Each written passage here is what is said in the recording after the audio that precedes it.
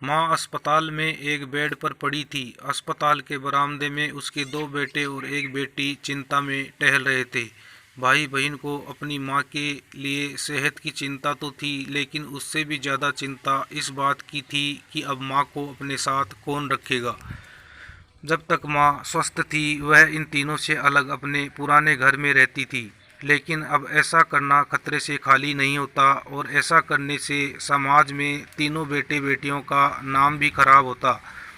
लोग कहते कि देखो कैसी औलादें हैं, बीमार माता को अकेला रहने के लिए छोड़ दिया। एक घंटे से बिना कोई बातचीत किए वह तीनों अपने अपने विचारों में खोए हुए थे।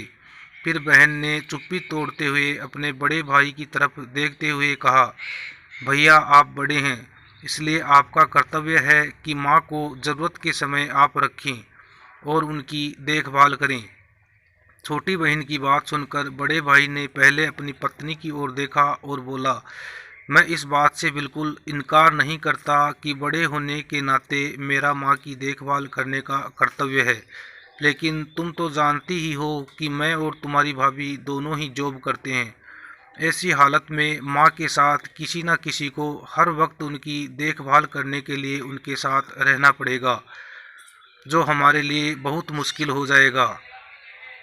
बहन तुम तो पूरा दिन घर ही पर रहती हो, तुम माँ को अपने साथ क्यों नहीं रखती? पैसों की चिंता मत करना, जो भी खर्चा आएगा मैं दे दूँगा। सुशील भैया आप तो जानते ही हैं कि मैं माँ से कितना प्यार करती हूँ, लेकिन आप यह भी जानते हैं कि मेरे ससुराल वाले कैसे हैं।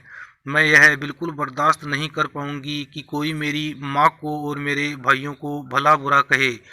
इसलिए अच्छा यही होगा कि माँ को अनिल भाई के यहाँ रखा जाए। बड़े भाई सुशील ने भी छोटे भाई अनिल के यहाँ माँ को रखने के लिए सहमति जताई।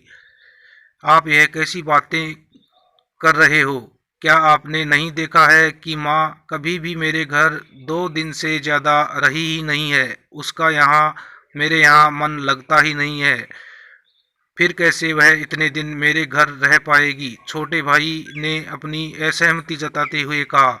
इससे पहले कि इस चर्चा का कोई नतीजा निकल पाता, एक नर्स वहां दौड़ते हुए आई और कहने लगी, क्या आप ही वार्ड नंबर 4 में भर्ती मरीज के रिश्तेदार हैं? आपको डॉक्टर साहब अंदर बुला रहे हैं। सभी घबरा गए और दौड़ते हुए डॉक्टर के पास पहुंचे। डॉक्टर ने उनके हाथ जोड़ते हुए कहा, आई एम सॉरी, मैं आपकी माताजी को नहीं बचा पाया। डॉक्टर की इस खबर ने सबके चेहरे पर झूठी मूठी दुख की परत तो चढ़ा दी थी, लेकिन सभी के दिल में किसी कोने में इस बात की खुशी भी छुपी हुई थी कि अब उन्हें माँ को नहीं संभालना पड़ेगा और माँ की वजह से उन्हें परेशान नहीं होना पड़ेगा। दोस्तों, छोटी सी यह इमोशनल कहानी ही समाज का सत्य है। यहाँ लोग ऊपर से जो दिखाते हैं वह अंदर से नहीं होते।